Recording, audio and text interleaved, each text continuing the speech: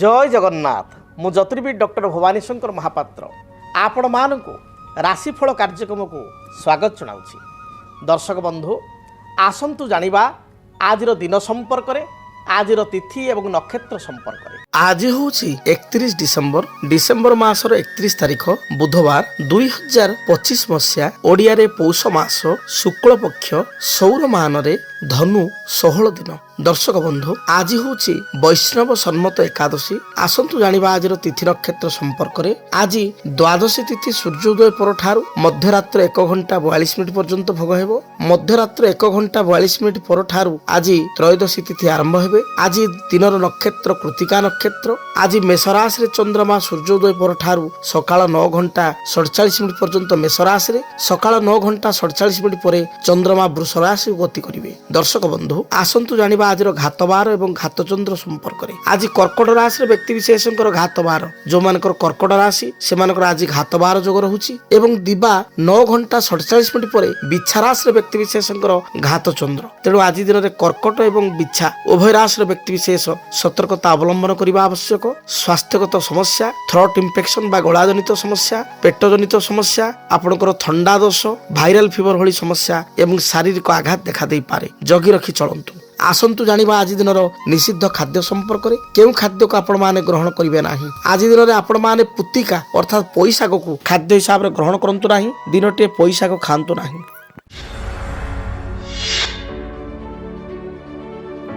समस्या समाधान रे आज आमे जानिबा बेले बेले आमे देखू गोटे पिला बा विद्यार्थी से भल पाठ पढ़ु थाए।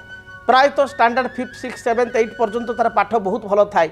मात्र 10th रे बा 10th रे आपणकर पूर्व जो पाठ पढ़ु थाए, जो परसेंटेज रखु थाए, जो प्रतिशत मार्क रखु थाए, से अनुसार तार मार्क बहुत हानि हुए 10th रे बा 10th रे। कई कई 10th पर्यंत बहुत भल पाठ पढ़ु थांती, मात्र +2 सेकेंड ईयर रे तांकर विद्यारे यथेष्ट हानि होता है। जोठी 10th रे पिला 99% बा 95% 92% नंबर आनीथिला बा 90% 88% नंबर आनीथिला, ठीक +2 बेलू पूरा संपूर्ण विपरीत घटी आपणकर +2 रे से आपणकर 50% 55% 60% बा 70% प्रायतः मेट्रिक ठारू +2 आम देखा 20% 15% बा 30% कई 40% मध्य डिक्रीज हो जाए। तो एते फरकटा कौन पाई हुए कहीं भल पढ़ुवा पिलाटी हठात पाठ प्रति आग्रह करे नहीं एवं तार नंबर यथेष्ट कमी जाए।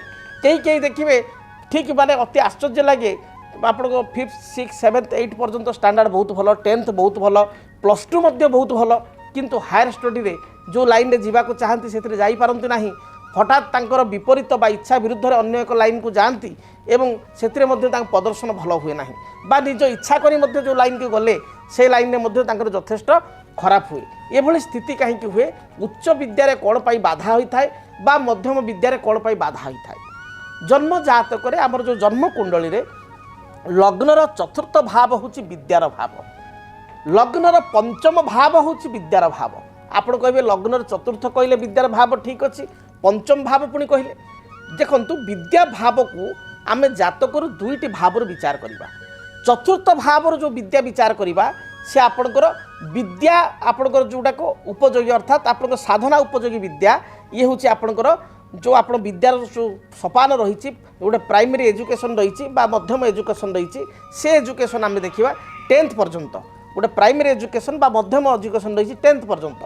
सो 10th पर्यंत जो विद्या से लग्नर चतुर्थ भाव विचार करा। चतुर्थ स्थान में केउं ग्रह बसिचंती, चतुर्थ स्थान को केउं ग्रह देखुचंती, चतुर्थ घरर मालिक बा 4th लॉर्ड चतुर्थाधिपति से केउं ग्रह सहित युक्त होइछि एवं केउं स्थान रे अछि ताकू तर्जमा कले आपणकर overall पिलाटीर 7th 8th 9th 10th पर्यंत तार रिजल्ट केमती रहिबो, 10th पर्यंत मोटामोटी केमती पढ़ापढ़ी करिवो से संपर्क में जना पड़िबो। एवं पंचम भाव हूँ आपणकर कर्म उपयोगी विद्या। पंचम भाव आम कर्म उपयोगी विद्या, कर्म उपयोगी विद्या कौन ना जो विद्या अध्ययन कला परे जड़े व्यक्ति से रिलेटेड कर्म को जाए से संपर्कित कर्म प्राप्ति करें कहते कर्म उपयोगी विद्या। आपणकर देखिए 10th पर्यंत समस्त स्टूडेंट समस्त विद्यार्थी विद्या सामान 10th पर्यंत समस्ते आपणकर सामान पाठ पढ़ती, किंतु 10th पर गोटे ऑप्शन आसे जे आपणकर +2 फर्स्ट ईयर रे आपण साइंस नेबे ना आपणकर कॉमर्स लाइन रे जिबे ना आर्ट्स जिबे।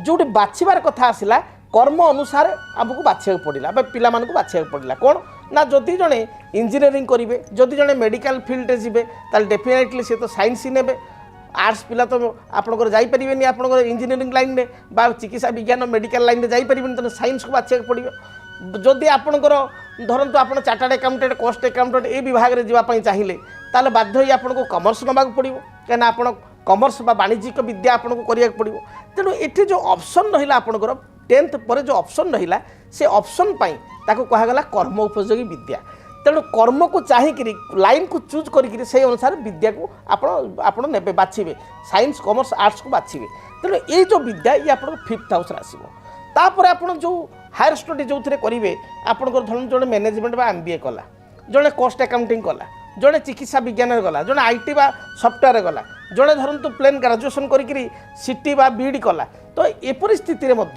आपणकर जो देखागला जे उच्च विद्या ये मध्य पंचम स्थान आसो तेणु विद्या 2टा स्थान आसो चतुर्थ स्थान पंचम स्थान चतुर्थ स्थान विद्यार स्थान बा आप साधना उपयोगी विद्या पंचम स्थान हूँ कर्म उपयोगी विद्या तेणु कर्म उपयोगी विद्या स्थान रे जदि राहु रही जाइथान्ते अर्थात पंचम स्थान रे जदि राहु थान्ते मन रखंतु पंचम स्थान रे जदि केतु थान्ती पंचम स्थान को जदि शनिंकर दृष्टि रही था पंचम स्थान को जदि शनि मंगल उभयंक दृष्टि रही था ताहले डेफिनेटली विद्यार्थीटीए 10th पर्यंत बहुत भल पाठ पढ़ु थाए परसेंटेज 90 एभव रही था किंतु +2 बेलू तार डिग्रेडेशन हुए एवं से बाध्य होई से नंबर तार 15% 20% 30% भली नंबर मध्य कमी जाई था एवं पढ़ापढ़ी आग भली करे नाही से भली आमे देखिबा आपनकर चतुर्थेश 4th लॉर्ड जदि जातक रे आपनकर चतुर्थ स्थान ठारू षष्ठ अष्टम द्वादश 4th हाउस रो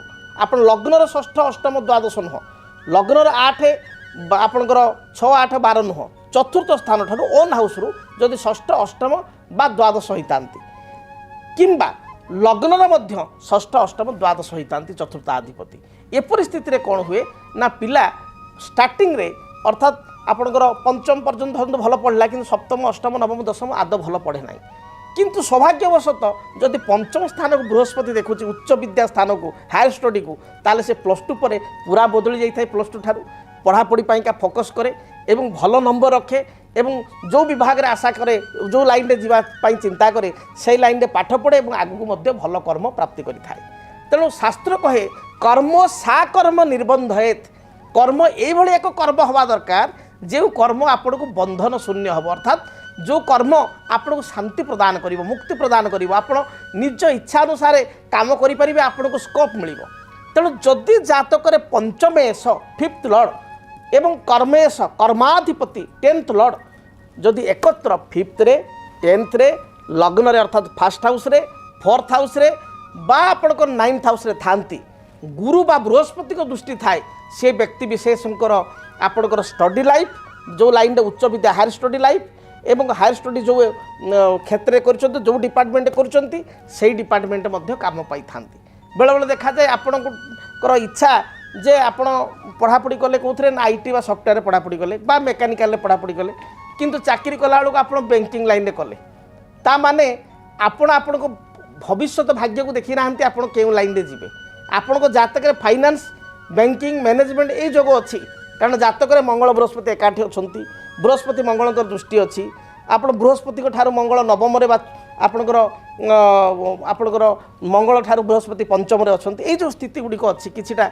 जोग अच्छी बा बुधायित्व जोग अच्छी तो युड़िक बैंक बीमा फाइनान्स को आपणकर कर्म पाई आप इंडिकेशन कला किंतु आपणकर आपण कौन पढ़ले ना आप IT लाइन में गले तो आप जानी ना आप क्यों लाइन में भविष्य को जी मत आप IT पढ़ले कि IT पढ़ी सारापर IT रे जॉब करने को इच्छा है बहुत पिलांकर जमी सेम फील्ड रे इच्छा है से बैंकिंग लाइन में बाध्य होकर कर्म कले बैंकिंग लाइन परवर्ती समय भल लगे से अप्लाई कले पाईगले तेणु जदि पितामाता बा जदि विद्यार्थी प्रथम जानीपारे जे आम भाग्य क्यों रिलेटेड जॉब अच्छी एवं से रिलेटेड जदि विद्या को अध्ययन करेंगे ताल डेफिनेटली कर्म जीवन शांति प्रदान करिवो एवं तांकर कर्मर फ्यूचर बा स्कोप बा प्रोग्रेस बहुत भल रहिबो तेणु आपण माने आपण संतान मानकर जातक बा कुंडली को निश्चय गणना करंतु जने योग्य दक्ष ज्योतिर्विद को निकट में किंबा मो सहित मध्य आपण व्यक्तिगत भाव में अपॉइंटमेंट नहीं आसी देखा करंतु जे पिला केउ लाइन में जीवो एवं केउथिरे तार भविष्य जीवन ଭଲ ହେବ ବା ଶୁଭପ୍ରଦ ହେବ।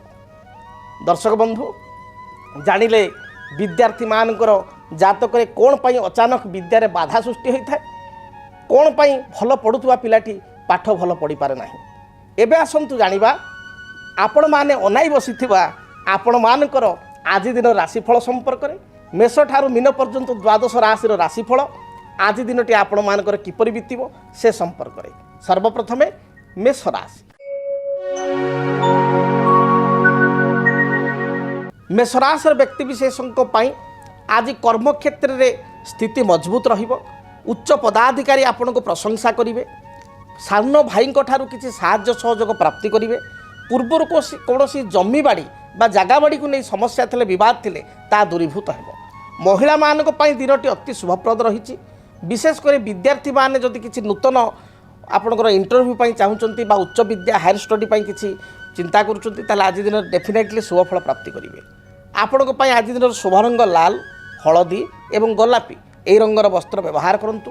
ଶୁଭ ସଂଖ୍ୟା ହିସାବରେ ନମ୍ବର 1 ଏବଂ 9କୁ ବ୍ୟବହାର କରନ୍ତୁ। ଅଧିକ ଶୁଭଫଳ ପ୍ରାପ୍ତି ପାଇଁ ଆପଣ ପକ୍ଷୀମାନଙ୍କୁ କିଛି ଦାନା ବା ମୁଗ ଦାନା ପକ୍ଷୀଙ୍କୁ ଖାଇବା ପାଇଁ ଦିଅନ୍ତୁ। ଦିନଟି ଶୁଭପ୍ରଦ ହେବ। ବୃଷ ରାଶି। ଆୟ ଅନୁସାରେ ବ୍ୟୟ ଅଧିକ ବଢ଼ିଯାଇପାରେ। ଖର୍ଚ୍ଚର ମାତ୍ରା ଦିନଟିରେ ବଢ଼ିପାରେ। ଦାମ୍ପତ୍ୟ ଜୀବନ ଆପଣଙ୍କ ପାଇଁ ସୁଖପ୍ରଦ ହେବ। ପୂର୍ବରୁ କିଛି ଜମିବାଡ଼ିକୁ ନେଇ ଡିସ୍ପ୍ୟୁଟ୍ ଥିଲେ ବା ସମସ୍ୟା ଥିଲେ ତାହା ଦୂରୀଭୂତ ହେବ। କୌଣସି ଆନୁଷ୍ଠାନିକ କାର୍ଯ୍ୟରେ ଆପଣ ଯୋଗଦାନ କରିବେ। କର୍ମକ୍ଷେତ୍ରରେ ସ୍ଥିତି ଆପଣଙ୍କର ମଜବୁତ ରହିବ। ବ୍ୟବସାୟୀମାନେ ବ୍ୟବସାୟରୁ ପ୍ରଚୁର ଅର୍ଥ ଆଜିର ରୋଜଗାର କରିବେ ବା ଆର୍ଥିକ ଦୃଷ୍ଟିକୋଣରୁ ବ୍ୟବସାୟୀ ଭାଇମାନେ ସଫଳତା ପ୍ରାପ୍ତି କରିବେ। ଆପଣଙ୍କ ପାଇଁ ଆଜି ଦିନର ଶୁଭରଙ୍ଗ ସବୁଜ, ଧଳା ଏବଂ ଗୋଲାପୀ ଏହି ରଙ୍ଗର ବସ୍ତ୍ର ବ୍ୟବହାର କରନ୍ତୁ। ଶୁଭ ସଂଖ୍ୟା ହିସାବରେ ନମ୍ବର 6କୁ ବ୍ୟବହାର କରନ୍ତୁ। ଅଧିକ ଶୁଭଫଳ ପ୍ରାପ୍ତି ପାଇଁ ଘରୁ ଯେତେବେଳେ ଆପଣ ବାହାରକୁ ଯାଉଛନ୍ତି କିଛି ଅତର ବା ପରଫ୍ୟୁମ୍ ନିଜ ପୋଷାକରେ ପକାଇ ଆପଣ ଦୂରଯାତ୍ରା କରନ୍ତୁ। ଦିନଟି ଶୁଭପ୍ରଦ ହେବ। ମିଥୁନ ରାଶି। ଦେହ ମନ ସମ୍ପୂର୍ଣ୍ଣ ରୂପରେ ସୁସ୍ଥ ରହିବ। କର୍ମକ୍ଷେତ୍ରରେ ଆପଣଙ୍କର ନିଜର ସ୍ଥିତି ଆପଣଙ୍କୁ ଆଗକୁ ବଢ଼ାଇବାରେ ସହାୟକ ହେବ। ଆପଣ ପରିଶ୍ରମୀ ହେବେ। ଦିନଟିରେ ଯେଉଁ ପୂର୍ବରୁ ପ୍ଲାନିଂ କରିଛନ୍ତି ସେ ପ୍ଲାନ୍ ଗୁଡ଼ିକୁ ଆପଣ ଆଜି ଦିନରେ ସଫଳ ରୂପାୟିତ କରିପାରିବେ ବା ପ୍ରପର ଏକ୍ଜିକ୍ୟୁଟ୍ କରିପାରିବେ। ମହିଳାମାନଙ୍କ ପାଇଁ ଦିନଟି ଭଲ ଥିବାରୁ କର୍ମଜୀବୀ ମହିଳାମାନେ କର୍ମରେ ସଫଳତା ପ୍ରାପ୍ତି କରିବେ। ଏପରିକି ଗୃହିଣୀମାନେ ଆଜି ଦିନରେ ବୟସ୍କ ଲୋକଙ୍କ ଠାରୁ, ପିତାମାତାଙ୍କ ଠାରୁ ବା ଶାଶୁ ଶ୍ୱଶୁରଙ୍କ ଠାରୁ କିଛି ପ୍ରଶଂସା ପାଇବେ। ବିଦ୍ୟାର୍ଥୀମାନଙ୍କ ପାଇଁ ଦିନଟି ଅତ୍ୟନ୍ତ ଶୁଭପ୍ରଦ ରହିଛି। ପ୍ରତ୍ୟେକ କାର୍ଯ୍ୟରେ ସଫଳତା ମିଳିବ। ଆଜି ଦିନରେ ବ୍ୟବସାୟୀମାନଙ୍କ ପାଇଁ ମଧ୍ୟ ଦିନଟି ଶୁଭପ୍ରଦ ଥିବାରୁ ବ୍ୟବସାୟର ସଂସ୍ପର୍ଶାରଣ କରିପାରିବେ, ବ୍ୟବସାୟକୁ ବଢ଼ାଇ ପାରିବେ ଏବଂ ପୁଞ୍ଜି ଇନଭେଷ୍ଟମେଣ୍ଟ କଲେ ଏହା ମଧ୍ୟ ଶୁଭପ୍ରଦ ହେବ। ଶୁଭରଙ୍ଗ ହିସାବରେ ସବୁଜ, ନୀଳ ଏବଂ ଆକାଶୀ ଏହି ରଙ୍ଗର ବସ୍ତ୍ର ବ୍ୟବହାର କରନ୍ତୁ। ଶୁଭ ସଂଖ୍ୟା ହିସାବରେ ନମ୍ବର 5 ଏବଂ 6 ଉଭୟ ସଂଖ୍ୟାକୁ ବ୍ୟବହାର କରନ୍ତୁ। ଅଧିକ ଶୁଭଫଳ ପ୍ରାପ୍ତି ପାଇଁ ଆପଣ ମା ଦୁର୍ଗାଙ୍କୁ ଦର୍ଶନ କରନ୍ତୁ। ମା ଦୁର୍ଗାଙ୍କୁ ଧ୍ୟାନ କରି ଦୂରଯାତ୍ରା କରନ୍ତୁ। ଦିନଟି ଶୁଭପ୍ରଦ ହେବ। କର୍କଟ ରାଶି। ମାନସିକ ଚିନ୍ତାକୁ ନେଇ କେତେକାଂଶରେ ଚିନ୍ତିତ ହୋଇପାରନ୍ତି। ଆଜି ଦିନରେ ଆପଣଙ୍କ ପାଖରେ ଟିକେ ରୁକ୍ଷ ସ୍ୱଭାବ ହୋଇପାରେ। ଆପଣ ଦେଖା ଦେଇପାରେ, ଆପଣ କଡ଼ା କଥା ଟିକେ କହିପାରନ୍ତି। ବିବାଦୀୟ ମନ୍ତବ୍ୟ ଠାରୁ ଦୂରେଇ ରୁହନ୍ତୁ। ପାଖ ପଡ଼ୋଶୀଙ୍କ ସହିତ କିଛି ଅପ୍ରୀତିକର ପରିସ୍ଥିତି ଥିବାରୁ ତାଙ୍କ ସହିତ ସମ୍ବନ୍ଧ ଭଲ ରଖିବାକୁ ଚେଷ୍ଟା କରନ୍ତୁ। କର୍ମକ୍ଷେତ୍ରରେ ଚାପଗ୍ରସ୍ତ ହୋଇ କର୍ମ କରିପାରନ୍ତି ବା କୌଣସି ସହକର୍ମୀଙ୍କ ସହିତ ଅଯଥା ବିବାଦ ହୋଇପାରେ। ଜଗି ରଖି ଚଳନ୍ତୁ। ବ୍ୟବସାୟୀମାନେ ଅଧିକ ଇନଭେଷ୍ଟମେଣ୍ଟ କରିବା ଆପଣଙ୍କ ପାଇଁ ଠିକ୍ ହେବ ନାହିଁ। ଆଜି ଦିନରେ କର୍କଟ ରାଶିର ବ୍ୟକ୍ତିବିଶେଷ ସେୟାର ମାର୍କେଟ ଠାରୁ ଦୂରେଇ ରୁହନ୍ତୁ। ଜମା ଆଜି କୌଣସି ଇନଭେଷ୍ଟମେଣ୍ଟ ସେୟାର ମାର୍କେଟ କରନ୍ତୁ ନାହିଁ। ଆପଣଙ୍କ ପାଇଁ ଶୁଭରଙ୍ଗ ଧଳା, ସବୁଜ, ଗୋଲାପୀ ଏହି ରଙ୍ଗର ବସ୍ତ୍ର ବ୍ୟବହାର କରନ୍ତୁ। ଶୁଭ ସଂଖ୍ୟା ହିସାବରେ ନମ୍ବର 2କୁ ବ୍ୟବହାର କରନ୍ତୁ। ଅଧିକ ଶୁଭଫଳ ପ୍ରାପ୍ତି ପାଇଁ ଘରୁ ଯେତେବେଳେ ଆପଣ ବାହାରକୁ ଯାଉଛନ୍ତି ଭଗବାନ ଗଣେଶଙ୍କୁ ଦର୍ଶନ କରନ୍ତୁ। ଭଗବାନ ଗଣେଶଙ୍କ ନିକଟରେ ବୁନ୍ଦି ଲଡ଼ୁ ଲାଗିକରି ଦୂରଯାତ୍ରା କରନ୍ତୁ। ସିଂହ ରାଶି। ଆୟର ସ୍ଥିତି ଆପଣଙ୍କ ପାଇଁ ଉତ୍ତମ ରହିବ। ବିଭିନ୍ନ ଦୃଷ୍ଟିକୋଣରୁ ଆପଣ ଆୟର ସ୍ରୋତ ବଢ଼ିବ ବା ଲାଭବାନ ହୋଇପାରିବେ। ଦାମ୍ପତ୍ୟ ଜୀବନ ସୁଖପ୍ରଦ ହେବ। ଭାଇ ଭଉଣୀଙ୍କ ସହିତ ସୁସମ୍ପର୍କ ସ୍ଥାପନ କରିବେ। କର୍ମକ୍ଷେତ୍ରରେ ଉଚ୍ଚ ପଦାଧିକାରୀ ଆପଣଙ୍କୁ ପ୍ରଶଂସା କରିବେ। ପୂର୍ବରୁ ଯେଉଁ ବାଧାବିଘ୍ନ ଥିଲା ସେ ବାଧାବିଘ୍ନ ଦୂରୀଭୂତ ହେବ। ଆପଣଙ୍କ ପାଇଁ ଶୁଭରଙ୍ଗ ସବୁଜ, ଲାଲ ଏବଂ ହଳଦୀ।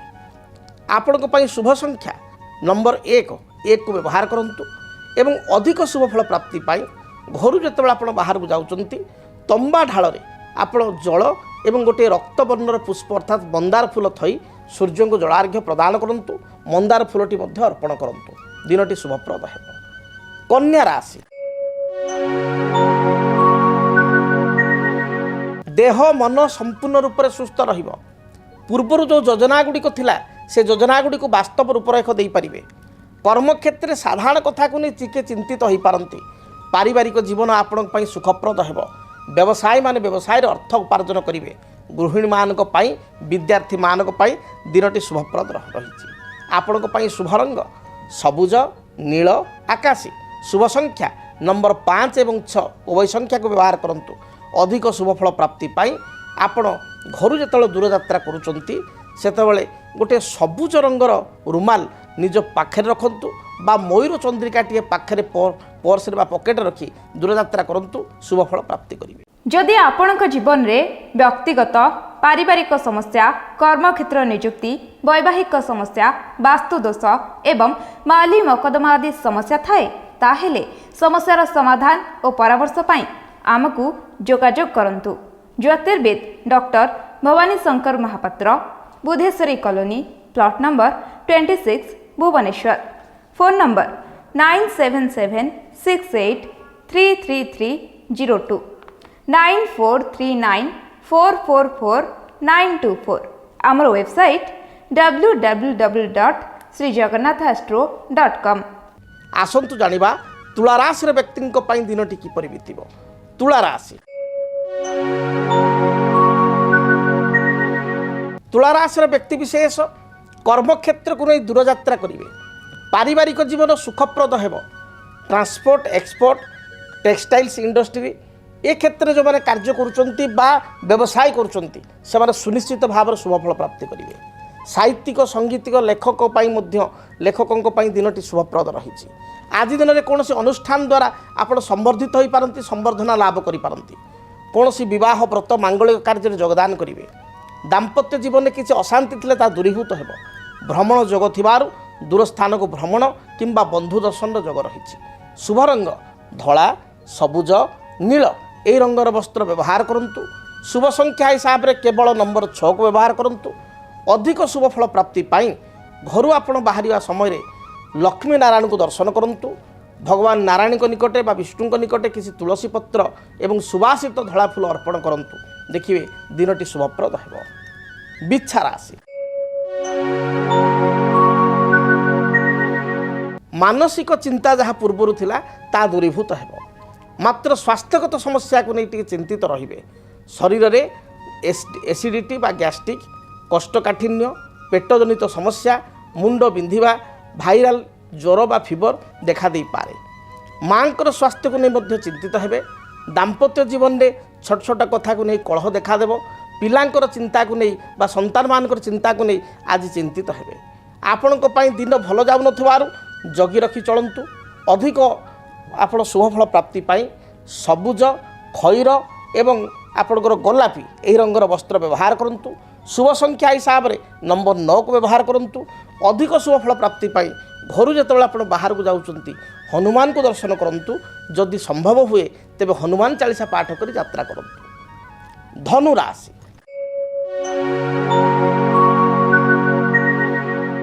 ଧନୁ ରାଶିର ବ୍ୟକ୍ତିବିଶେଷ ଦୂରଦୃଷ୍ଟି ସମ୍ପନ୍ନ ହେବେ। ଦୂରଦୃଷ୍ଟି ସମ୍ପନ୍ନ ହୋଇ ଭବିଷ୍ୟତ ପାଇଁ କିଛି ଯୋଜନା ବା ପ୍ଲାନିଂ କରିପାରନ୍ତି। ନୂତନ ଭୂମି, ଜମି, ଯାନବାହନ କ୍ରୟ କରିବାର ବିଚାର ମନକୁ ଆସିବ। ଆଜି ଦିନରେ ପାରିବାରିକ ଜୀବନ ଆପଣଙ୍କ ପାଇଁ ସୁଖପ୍ରଦ ରହିଛି। ଯେଉଁମାନେ ଶିକ୍ଷକତା କରୁଛନ୍ତି ବା ଟିଚରସିପ୍, ଲେକ୍ଚରସିପ୍ ଆଦି ଫିଲ୍ଡରେ ଅଛନ୍ତି, ଫାଇନାନ୍ସ, ବ୍ୟାଙ୍କିଂ, ଇନ୍ସୁରାନ୍ସ ସେକ୍ଟରରେ କାମ କରୁଛନ୍ତି ସେମାନଙ୍କ ପାଇଁ ଦିନଟି ଯଥେଷ୍ଟ ଭଲ ରହିଛି।